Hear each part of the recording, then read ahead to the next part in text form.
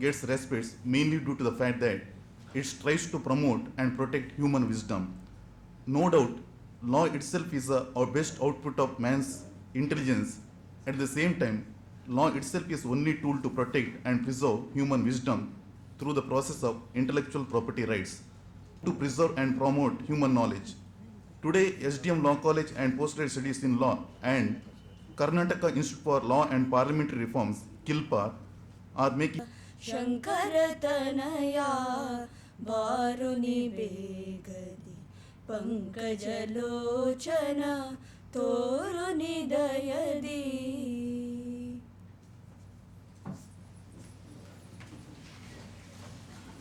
Now I request my senior colleague, Mr. Vidyashankar, to inaugurate the workshop. We have with us Honorable Mr. Justice Hulwadi G. Ramesh, Judge High Court of Karnataka. Honorable Mr. Hulwadi G. Ramesh practiced in the courts at Mysore and Bangalore, joined Karnataka Judicial Service as District Judge on 2/2/1993 and promoted to the cadre of District Judge Super Time Scale on 23rd/6/2000. Appointed as an additional judge of the Karnataka High Court on 8 September 2003 and as a permanent judge on 24th September 2004. On behalf of Karnataka Institute for Law and Parliamentary Reform, Kilpar, Bangalore, and Sri Dharmasala Manjunatheshwara Law College and Center for Postgraduate Studies in Law, Mangalore, on behalf of Honorable Presiding Officers, invitees, delegates, students, and everyone present here, I respectfully welcome Honorable Mr. Justice Hulwadi G. Ramesh to this function. I request Dr. B.K. Ravindra, Director, Principal of our college, to honor the Honorable Judge.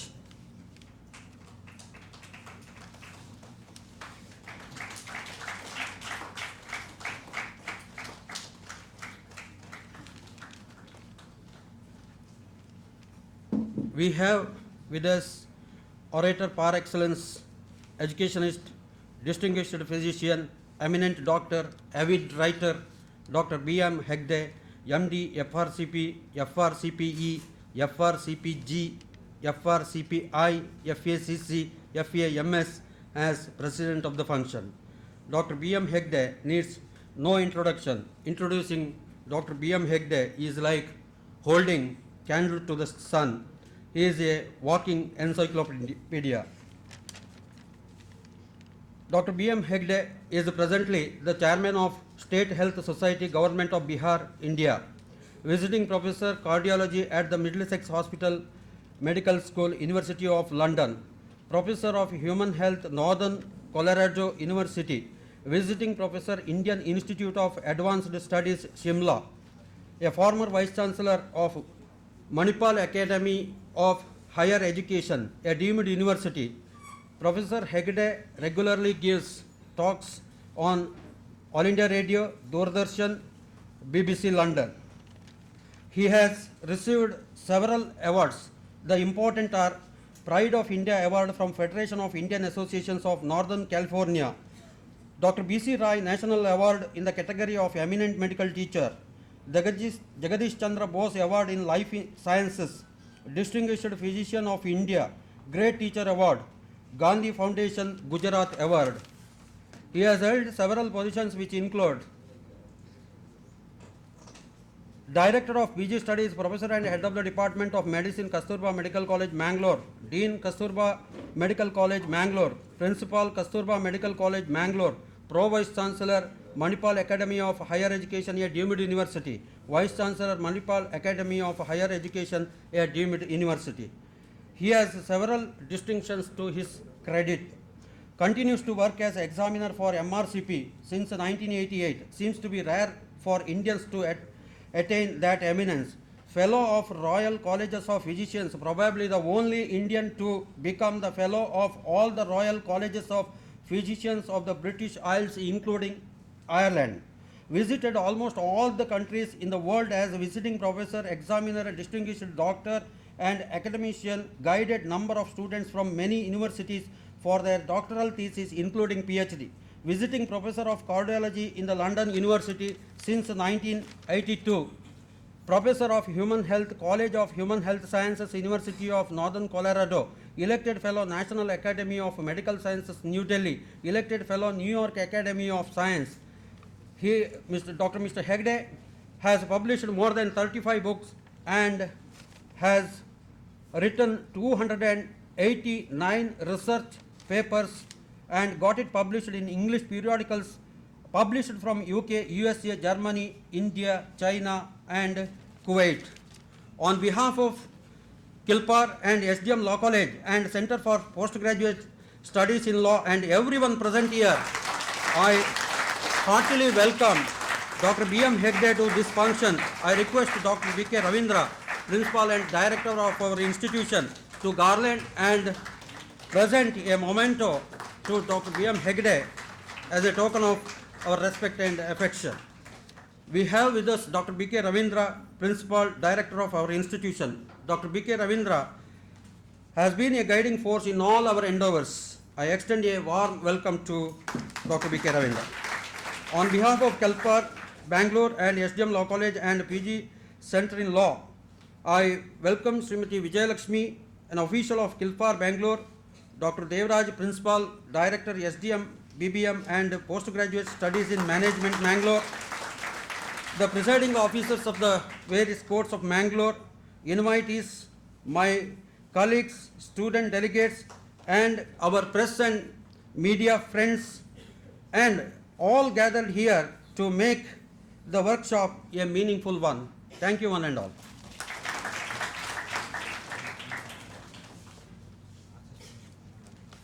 Thank you, Sri Vidyashankar. Now, light is no doubt symbol of wisdom, and light is also represent justice. To inaugurate this workshop, we have none other than Justice of High Court of Karnataka,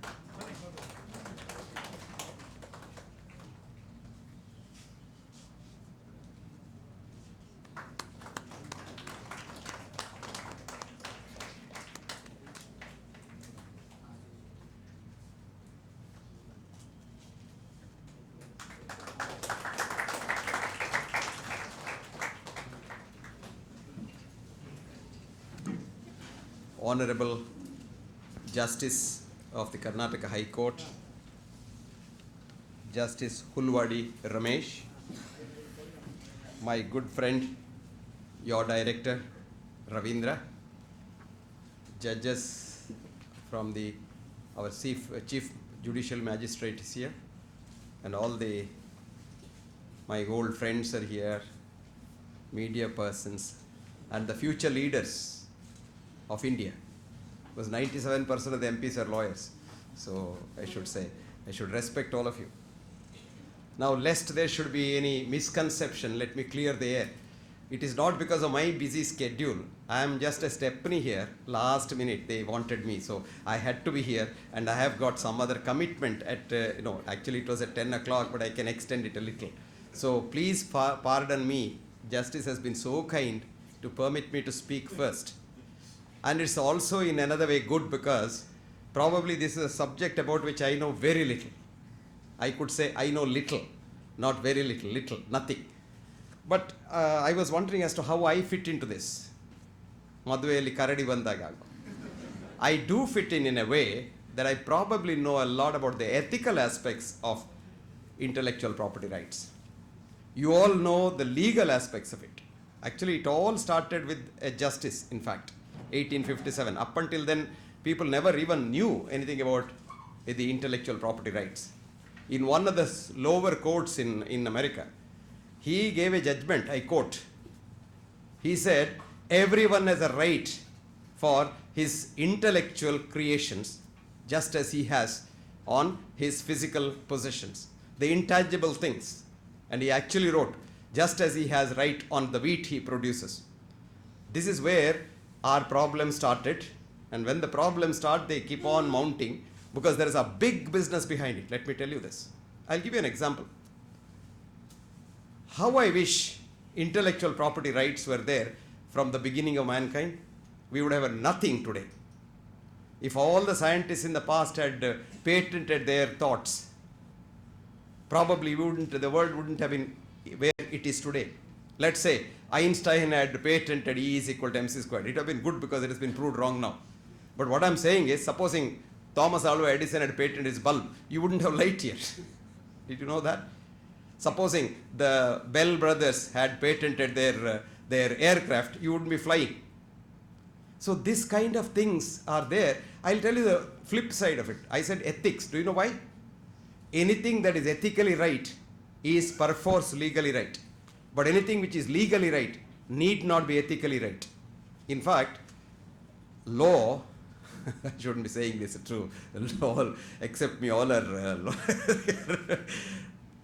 There was a king in France. His name was King Ferdinand. And the year was just a year after Christopher Columbus discovered America, the so-called New World. He thought it was India. That was a misconception. So he called the local people as Amerindians, who are called the Red Indians now. Anyway, lot of poor people in Europe, unwanted people in Europe, were migrating to the New World in search of greener pastures. Okay? Now this king was a wise man. He made a statue. He said, no man, mark my words, the ladies were not supposed to be educated those days, no man who has studied jurisprudence shall be included in the group. Let people be happy in the New World at least. So the whole thing started in 1857. Up until that time, people knew there is something called intellectual property. Now you have an intangible thing, your thought. But do you know who that thought belongs to? It doesn't belong to you. It belongs to an energy. Human body is all energy. The whole world is energy. Did you know that? And what we know is just 5% of energy. All these laws that we talk about, all science that you talk about, all these big things that we talk about is 5%. And we thought that was 100% till very recently, till the electronic telescope called the Hubble's telescope came on the scene. When they looked deep into the galaxies and the planets, they found that there is more energy in between the planets than what is inside the planets. Very interesting. 95% of the energy is what you don't know, which we call as dark energy, dark matter, and subtle energy, and what have you. All these are confusing terms, but let me tell you this, that what we know, what we see, what we feel, and what we do is 5% of this universe. See, 30% of the matter that you don't touch is called dark matter, which is there in between the galaxies and the planets. The whole planets, galaxies, human beings, and everything on this earth, including the industries, the money, the intellectual property right, comes to 5%. So everything that you think, each time you think, hell of a lot of energy gets exchanged between the universe, the subtle energy universe, and you. And so it doesn't belong to you. It so happens that you are just there at that time. There's a beautiful thing in the Gita, nimitta matram. You are just an excuse. What happens, happens. So if, supposing I thought of something now, which I claim as my intellectual property right, it belongs to the whole universe. I'll give you an example of the flip side, of the unethical side of the intellectual property rights. Many of you must have heard of, today in the paper everywhere, because this is the claptrap, the cacophony of advertisement. What do you see? Everybody who gets a chest, who has a chest, and if he has a pain or not, he is having an angiogram if he goes to the doctors. Next is, of course, an angioplasty, then, of course, a bypass. This angioplasty, we use a small little wire, which is like your, this fiber pinpoint ball pen. There's a tip of the similar one. It is also made of a little different metal, that's all, which we introduce in the vessel in the fond hope that the vessel will be kept open, which is not true, but anyway, we do that. Now, the very fact that it is done and the patient has paid 3 lakhs of rupees, he gets relieved because it's what's called the placebo effect or the expectation effect. So now what happens is this can be manufactured at a cost of $10. How much? $10. when you or your parents get it, you pay $2,500. This is the flip side of patent right, intellectual property right. I can make that for $5 here, but if I make it, our young man from Bangalore will sue me and put me in jail. You see that? Now this is the flip side. I'm not going to the greater details. Everything is like that. Today it has come to ridiculous level. If I call something as something, for example, if I write an article with a title, let's say I wrote an article the other day called Secrets of Healthy Living. Now people in America patent this also, so that no one else can use that. If you look at the olden days, most great authors used to take these phrases from others for their titles. Charles Dickens used to do that. Best of times, worst of times. It's not his patent right, someone else's. But he thought it's good. And actually Charles Dickens wrote, I quote, because I want to be more explicit in my expression. So you just quote. Today you can't, because a lot of these phrases are even being patented in America. They have gone to ridiculous levels. Now look at our farmers today. Monsanto has patented a seed which the government and the business want to push it onto our farmers. This is called a terminator seed, which is called a terminator gene. Supposing I buy that, taking a loan from the bank, and 1 year I may grow a good crop. Now I might be able to pay my bank. I don't know whether it's true. But the next year I can't use that crop and the seed because it's terminator gene. It terminates there. Next year I have to again go to Monsanto and buy the seed. Imagine that. That is why a lot of farmers are committing suicide, because they don't know what to do. If our old rice that we had without any intellectual property, you grew it today, you didn't get much of it. Next year you can say same rice, you can throw it in the nursery and you get the thing growing. But you can't do that. Now somebody has produced a potato with incorporating a gene from an Arctic virus which doesn't die in minus 100 degrees centigrade or plus 100 degrees centigrade. Now he has integrated that. So what happens? Today you can grow a potato here, and this potato can be thrown in the field itself for 100 days if the market is not good. When the market is good, you can sell it. You don't have to have a storage facility. You don't have to air condition thing. No expense at all. So you are told, it's very nice to grow that potato. But what you are not told is, there are two Solanaceae plants which are humanly edible. One is potato, another is sweet potato. And if any one of you know history, in the 30s depression, the whole of Europe lived because of potato. Now what happens? There are 498 species of Solanaceae fruits which are poisonous to human beings. Now we have introduced a gene from a germ onto this potato. Now what happens? There is what's called mutation of the gene next generation. I'll tell you how it happens. A lizard, have you seen a lizard? Not your home lizard, the big lizard outside. The lizard's enemy is snake in the forest. That's why the lizard is a chameleon. It can change its color to suit the color of the plant so that the snake doesn't find it. But the lizard has a capacity to smell the snake at a distance of 100 feet. So when the snake is at a distance of 100 feet, suppose the snake is in the director's room, the lizard here can smell it. You can't do that, right? But if the lizard is pregnant and the fetus is there, lizard says, I must protect my fetus in a better way. It can mutate its gene in such a way